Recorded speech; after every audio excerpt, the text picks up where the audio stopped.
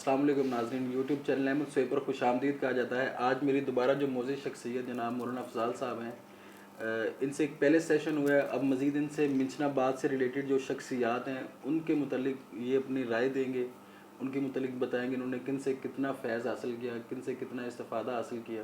تو ناظرین آئیے بات کرتے ہیں جن سے۔ السلام علیکم۔ وعلیکم السلام جی، آپ خیریت سے ہیں؟ آپ جی کی سے ٹھیک ہے جی؟ اللہ کا لاکھ لاکھ شکر ہے۔ تو بات شروع کرتے ہیں کہ منچنا آباد میں کن شخصیات سے آپ نے اس فائدہ حاصل کیا، استفادہ کیا حاصل کیا؟ منچنا آباد اللہ کا شکر ہے جی، بڑا ایک اللہ نے یہاں کی زرخیز مٹی رکھی ہے اور لوگوں کے اندر دین کی بڑی طلب ہے اور لوگ دین کی بات بڑے شوق سے سنتے ہیں۔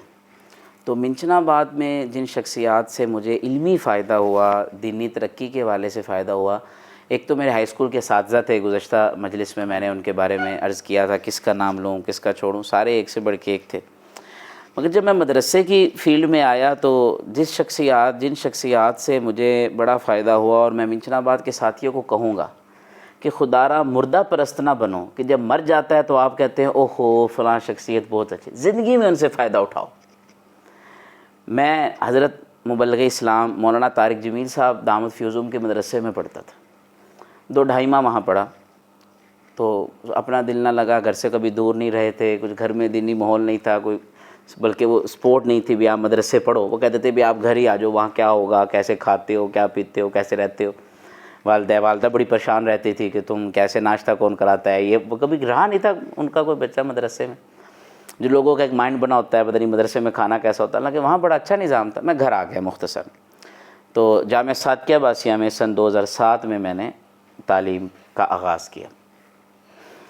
جامعہ صادقیہ باسیہ میں جب میں آیا تو ان دنوں حضرت شیخ الحدیث مولانا جلیل احمد خون صاحب ہمارے ڈسٹرکٹ بہاول نگر کی، کیا پورے جنوبی پنجاب کی یہ واحد شخصیت ہے، اتنی بڑی شخصیت اس پورے جنوبی پنجاب میں اس انداز کی، جو عالم کے ساتھ ساتھ اتنا بڑا صوفی بھی ہو، خطیب بھی ہو، اور بڑی روحانی شخصیت ہے۔ میں کہتا ہوں میں نے تو کراچی میں ان کا ماحول دیکھا، جس طرح لوگ ان کے مریدین، اور پورے امریکہ میں، انگلینڈ میں لوگ ان کی تعریفیں ہم نے سنی ہیں، جامعہ شریفیہ میں تو سارے آتے رہتے ہیں۔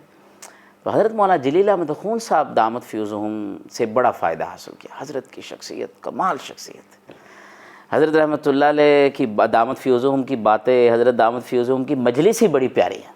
اور بڑی بات یہ ہے کہ وہ خود صرف مدرسے کے پڑھے ہوئے نہیں ہیں، کالجز کی بھی پڑھے ہوئے ہیں۔ FSC میں انہوں نے ٹاپ کیا تھا، گولڈ میڈلسٹ ہیں اسلامی یونیورسٹی بہاولپور سے، اور پھر بروئی ٹاؤن کراچی میں پڑھے، بڑے بزرگ شخصیت۔ وہ یہاں آئے کہیں تو ملنے میں گیا تو میں نے کہا کہ جی وہ طارق جمیل صاحب کے مدرسے میں پڑھتا تھا تو وہاں سے آ گیا ہوں، تو اب صادقیہ باسیہ میں داخلہ لے لیا ہے۔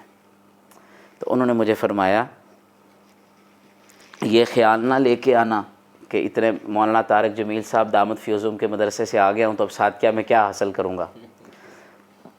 علماء کی مثال تو دریا کی طرح ہے، کنارے پہ ہاتھی بھی آتا ہے پانی پینے، اور یہ مکھی بھی آتی ہے، مچھر بھی آتا ہے، وہیں سے پانی پیتا ہے، بکریاں بھی وہیں سے پانی پیتی ہیں، ہاتھی بھی وہیں سے پیتا ہے۔ ہاتھی اپنے جسم کے مطابق کھینچتا ہے، مکھی اپنے جسم کے مطابق کھینچتی ہے، بکری اپنے جسم کے مطابق کھینچتی ہے، دریا چل رہا ہے۔ فرمایا علماء کا علم، مدارس کا علم تو چل رہا ہے، تمہاری مرضی تم کس طرح حاصل کرتے ہو، ہاتھی بن کے علم زیادہ کھینچتے ہو یا مکھی بن کے تھوڑا سا کھینچتے ہو۔ یہ ان کی نصیحت نے مجھے بڑا فائدہ دیا۔ اور پھر منچنا آباد میں ایک عالم تھے حضرت مولانا سلطان صاحب، سلطان محمود صاحب، یہ بنگلے کے ساتھ ان کی مسجد تھی، سہیب مسجد، ہاں جی، یہ دارالعلوم دیوبند بھی پڑھتے رہے۔ پھر یہ جامعہ باسیہ جو اب اسلامیہ یونیورسٹی بن چکی ہے، یہ مدرسہ تھا اصل میں اسلامیہ یونیورسٹی، یہ پہلے مدرسہ تھا جامعہ باسیہ، نواب صاحب نے بنوایا تھا، یہ صادقیہ باسیہ بنوایا اور وہ جامعہ اسلامیہ باسیہ بنوایا تھا بہاولپور میں۔ تو نواب صاحب کے مدرسے میں پھر انہوں نے دورہ حدیث کیا، تو ان کے پاس میں بہت جاتا تھا، ان سے میں نے بزرگوں کی تاریخ، میں نے بزرگوں کی بہت چیزیں سیکھی۔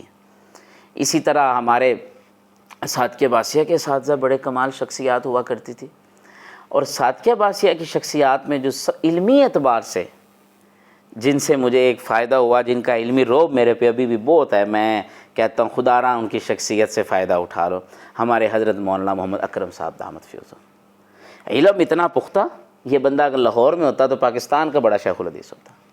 ان کے یہ کلاس فیلوز کہتے ہیں، ان کے اساتذہ ان کے بارے میں یہ رائے رکھتے ہیں، ابھی بھی ان کے اساتذہ زندہ ہیں، وہ ان کے بارے میں یہ رائے رکھتے ہیں۔ تو مولانا محمد اکرم صاحب سے میں نے نحو کی کتابیں پڑھی اور بہت علمی اور روحانی شخصیت ہے. بعض لوگ ہمارے یہاں ایک مزاج بن گیا ہے کہ ہم شخصیات کو نا ایک دوسرے پہ پرکھنا شروع کر دیتے ہیں. ہم بعض اوقات نا کہ بعض شخصیات کی کسی ایک غلطی کو دیکھ کے اور اس کے علم حاصل کرنے سے محروم ہو جاتے ہیں. اب بعض لوگ بلا وجہ علماء پہ تنقید شروع کر دیتے ہیں. بعض اوقات یہ مسئلہ ہے کیوں تنقیدی والا؟ یہ اصلاح نہیں ہے، باطن کی اصلاح نہیں ہے. جب دل گندا ہوتا ہے نا تو سب چیزیں گندی لگتی ہیں. یہ برتن ہے. اللہ کے نبی علیہ السلام نے فرمایا تمہارے جسم کے اندر ایک گوشت کا ٹکڑا ہے، اگر وہ صحیح ہے تو سارا جسم صحیح ہے. صالحت صالح الجسد کلو اذا فسد، جب یہ خراب ہوگا جسد تمام جسم تمہارا فساد میں آ جائے گا. الا وحی القلب، الا وحی القلب، الا وحی القلب. وہ دل ہے، وہ دل ہے، وہ دل ہے. وہ دل کے اندر جب مرضیں آ جاتی ہیں بغض حسد کینہ کی، پھر وہ مرضیں دوسروں کے اوپر تنقید پالے لاتے ہیں. اور اللہ والوں کے اندر یہ نہیں تھا، بلکہ ہمارے تبلیغی جماعت کے امیر تھے مولانا الیاس صاحب رحمۃ اللہ علیہ، بانی تبلیغ. ان کے کسی مرید نے نا کھڑے ہو کے پانی پیا. بعض لوگوں میں نا شکایت لگانے کا بڑا مزاج ہوتا ہے، ایسے ہی کسی کی طرح. تو وہ اس کی کہیں تعریف ہو گئی تو ایک دوسرا مرید کہتا حضرت یہ تو کھڑے ہو کے پانی پی رہا تھا. تو ہمارا الیاس رحمۃ اللہ علیہ نے فرمایا ارے تو نے یہ کیوں نہیں سوچا آب زمزم پی رہا تھا؟ آب زمزم وہ لوگ کھڑے ہو کے پیتے ہیں نا، ایک روایت میں آتا ہے کہ کھڑے ہو کے پیا. تو آب زمزم کھڑے ہو کے پینا ثابت ہے، تو یہ آب زمزم پی رہا ہوگا. تیری سوچ اگر ٹھیک ہوتی تو وہ اچھی طرف جاتا، اور اگر تیری سوچ غلط ہوگی تو ٹھیک کو بھی غلط طرف لے کے جائے. اسی وجہ سے تنقیدی اسی وجہ سے بہت. تو میں کیونکہ میں پاکستان پھرا ہوں، میں نے ہندوستان کے علماء سے ملا. حرمین مکہ کے ائمہ، 3 ائمہ میرے اساتذہ میں سے ہیں جو جامع شریفیہ آئے جنہوں نے ہمیں حدیث پڑھائی. مسجد نبوی کے ائمہ، بیت المقدس کے امام صاحب آئے تھے جامع شریفیہ میں. ہندوستان کے علماء، انگلینڈ کے علماء، بڑے علماء کے اللہ نے مجھے قرب نصیب فرمایا. رائمنڈ بڑے بڑے مدارس میں گیا ہوں اور میں نے بزرگوں سے دین سیکھا ہے. مگر مولانا اکرم صاحب مجھے کہیں بھی ایسے نہیں لگے کہ اگر یہ یہاں بیٹھے ہوں تو وہاں بھی نکھریں گے. یہ وہ بات تو نہیں ہو جاتی کہ گھر کی مرغی دال برابر؟ نہیں، یہ نہیں ہے، یہ نہیں ہے. لوگوں کو اویئرنس ہی نہیں، اویئرنس نہیں، کسی کو اپنے سے بڑا سمجھنے کی ہمت نہیں ہے، ہمت ظرفی نہیں ہے. مولانا شریف علی تھانوی رحمۃ اللہ علیہ سے پوچھا علی گڑھ یونیورسٹی میں کسی نے کہ لوگوں کو دین پہ علماء سے فائدہ حاصل کیوں نہیں کر رہے؟ تو مولانا شریف علی تھانوی نے فرمایا جب تک بیمار اپنے آپ کو بیمار نہیں سمجھے گا تو دوائی کیسے لے گا؟ تو دین کا علم نہ ہونا یہ بیماری ہے، اور وہ اس کو بیماری سمجھ نہیں رہا تو علماء کے پاس کیسے جائے گا؟ اور پھر سارا باطل اکٹھا ہے کہ علماء اور عوام کو دور کر دیں. مولانا الیاس رحمۃ اللہ علیہ نے فرمایا میں نے بڑے مجاہدوں کے بعد یہ سوچا کہ ہندوستان میں انگریز نے سب سے بڑا نقصان کیا پہنچایا ہے؟ تو فرمایا انگریز نے عوام اور علماء کو دور کر دیا. یہی تبلیغ کی برکت سے. تو مولانا محمد اکرم صاحب دامت فیضہم ابھی زندہ ہیں اللہ. بھی میں ان کے پاس جا کے بیٹھتا ہوں. میں لاہور سے جب آیا میں ان کے پاس جا کے بیٹھا، اور میرے بڑی آئیڈیل شخصیت ہے. ان کا گفتگو سادہ، ہنسی مذاق فرماتے ہیں، کوئی ایسا تصنع نہیں، بناوٹ نہیں کہ لوگ کہیں ہم ان کے قریب مسئلہ کیسے پوچھیں. پھر بڑا اپنا جو ہے اولاد کی طرح شاگردوں کو رکھتے ہیں. قاری الیاس صاحب کے متعلق کیا کہیں گے؟ حضرت قاری الیاس صاحب رحمۃ اللہ علیہ بڑی روحانی شخصیت تھی. لوگوں نے تو صرف تعویذ دھاگے ان سے لیے، اور واقعتاً ان کا تعویذ اتنا بڑے لوگوں بہت بڑے فتنے سے بچے ہوئے تھے. میں نے حضرت قاری الیاس صاحب رحمۃ اللہ 2 سال پڑھا ہے باضابطہ صادقیہ عباسیہ میں، قرات پڑھی ہے. مگر اس کے علاوہ میں نے ان سے ہر سال پڑھا ہے کہ جب میں جامعہ شریفیہ سے چھٹیوں میں آتا تھا تو 2 اساتذہ صادقیہ کے، ایک قاری محمد الیاس رحمۃ اللہ علیہ اور ایک ابھی زندہ ہیں حافظ محمد حسن صاحب رحمۃ فیضہم، یہ بھی جامعہ شریفیہ کے پڑھے ہوئے ہیں. یہ بھی یہاں ان 2 سے میں ٹائم لے کے وہ کتابیں جو سال میں رہ جاتا تھا نصاب وہ ان سے پڑھتا تھا. تو میری عادت تھی میں اگر ایک دن کی چھٹی پہ بھی آیا نا تو کوئی ایک نماز میں نے مائی والی مسجد میں پڑھنی ہے. قاری صاحب کو لے کے گھر آنا ہے، ان کو چھوڑنا ہے. مجھے بڑی ان سے ایک محبت کا قلبی تعلق تھا. قاری الیاس سے میں نے تفسیر پڑھی، قاری الیاس صاحب سے بخاری شریف کے اسباق میں نے پڑھے. قاری الیاس صاحب سے میں نے بہت کچھ بزرگوں کے اقوال، بزرگوں کی باتیں ان سے حاصل کی ہیں. اور سادہ مزاج، کوئی بناوٹ نہیں دیکھی ان میں بھی، جیسے مولانا اکرم صاحب میں نہیں تھی ان میں بھی نہیں تھی. بڑے سادے ماحول میں رہنا، لوگوں سے ہنسی مذاق میں رہنا. وہ تو جب گئے تو پتہ چلا منچنا بات کو کہ کس شخصیت سے ہم محروم ہو گئے. نہیں تو یہ تعویذ دھاگوں میں تو لوگ ایسے شرک کرواتے ہیں لوگوں سے کہ جناب اس کے کیا نام ہے، اتنے بے دین لوگ بیٹھے ہیں اور عورتیں بے پرد ہو کے ان کے پاس جا رہی ہیں. بہت بڑے فتنوں کے دروازے قاری الیاس صاحب نے بند کیے ہوئے تھے کہ جو ایک روحانی عالم دین لوگوں کو ٹھیک تعویذ دیا کرتے تھے. اور پھر قاری الیاس صاحب رحمۃ اللہ علیہ حافظ نہیں تھے، قاری تھے، عیدگاہ بہامل نگر سے پڑھے ہوئے تھے، اور پھر مولانا عبداللہ درخواستی رحمۃ اللہ علیہ کے شاگردوں میں سے تھے۔ اور عجیب آپ کو بات سناؤں، حضرت قاری صاحب رحمۃ اللہ علیہ سے مجھے بہت قلبی تعلق تھا، میں بہت محبت کا تعلق تھا۔ حضرت جب وفات ہوئی تو میں منچن آباد میں تھا، تو بڑا میں رویا، بڑی میری طبیعت بوجھل رہی۔ جب ان کو غسل دینے کی باری آئی تو اس وقت میں اور یہ حافظ احمد دین صاحب ہم نے غسل دیا، اور علماء بھی تھے، ساتھیہ کے اساتذہ کافی کھڑے تھے، مگر ہم دو غسل دینے والے ہم دو تھے۔ حضرت قاری صاحب کی وفات دن میں ہوئی تھی، اور جناب گرمیاں تھی، اور 4:30 بجے ہم نے غسل شروع کیا، حضرت کو غسل دینا۔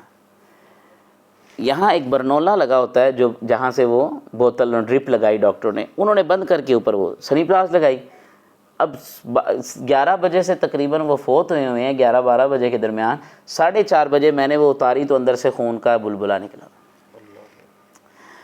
تو وہ ساتھیوں نے کہا جی کہ یہ کیا جی، یہ تو اللہ خیر کرے۔ تو انہوں نے کہا جی یہ بس تھوڑا سا اوپر آ جاتا ہے، بس اس کو دھو دیں۔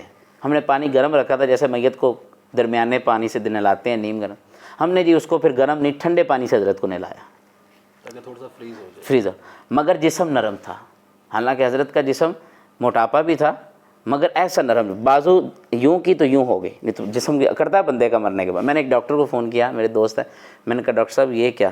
میرا دوست ہے اس وقت دبئی میں ہوتا ہے، حافظ عبدالباسط صاحب، کفن ہم دونوں اکٹھے لے کے آئے، اللہ نے ہمیں یہ سعادت بخشی کہ حضرت قاری صاحب رحمۃ اللہ علیہ کو کفن میں نے پہنایا، کیونکہ ان کی بیٹی نہیں مانتی تھی۔ تو میں نے کہا میں نے قاری صاحب سے زندگی میں یہ معاہدہ کیا تھا کہ اگر میں ہوا تو مجھے خدمت۔ تو انہوں نے کہا بھائی میرا کفن نا میری الماری میں پڑا ہے، میں سعودی عرب سے لایا تھا کفن اپنا نا آب زمزم سے دو کے، تو 2 چادریں وہ ہیں۔ میں کہا ٹھیک ہے جی میں آپ کو غسل دوں گا، 2 وہ چادریں۔ وہ میں نے ان کی بیٹی سے میں نے گزارش کی، ان کے بیٹے کو میں نے کہا جی اگر تو وہاں چادریں پڑی ہوں تو میں سچا ہوں، تو مجھے غسل کرنے دینے کی مجھے ہی ان کی وصیت۔ وہ جی وہاں سے 2 چادریں مل گئی۔ پھر اس کے ساتھ وہ چھوٹی تھی، تو میرا دوست عبدالباسط یہ اور میں ہم دونوں بازار گئے، ایک اور چادر ساتھ ملائی اور اس کو سلوایا۔ وہ یہاں جمیل قریشیہ کنگری ان کے والد صاحب، انہوں نے کہا جی مجھے یہ خدمت دے دیں سینے والی، انہوں نے سیا۔ جب دکان پہ ہم کھڑے تھے وہاں جہاں سے ہم وہ روئی وغیرہ لے رہے تھے، تو 2 عورتیں باتیں کرتی جا رہی تھی۔ ایک کہہ رہی تھی وہ قاری صاحب کے پاس جانا ہے، بچہ بڑا رو رہا ہے، دم کروانا ہے۔ تو اتنے میں نے کہا جی قاری صاحب کی وفات ہو گئی، تو وہ چیخ ماری گئی قاری صاحب فوت ہو گئے۔